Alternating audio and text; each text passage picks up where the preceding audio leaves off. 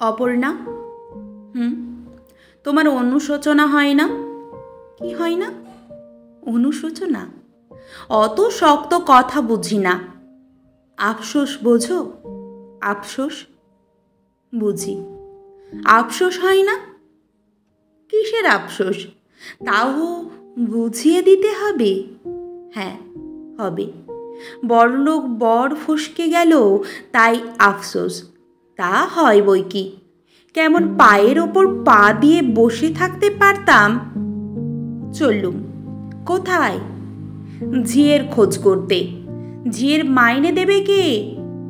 আরেকটা টিউশনি নেব। তাহলে আমায় বাপের বাড়ি পাঠিয়ে দিও। কেন?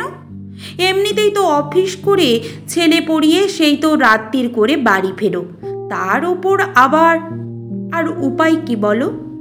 আমি বলবো যে টিউশনিটা আছে সেটাও ছেড়ে দাও। তারপর আমার গরিব বর সন্ধ্যের আগেই বাড়ি ফিরে আসবে, আর আমার কোনো অনুশোচনা থাকবে না। ধন্যবাদ।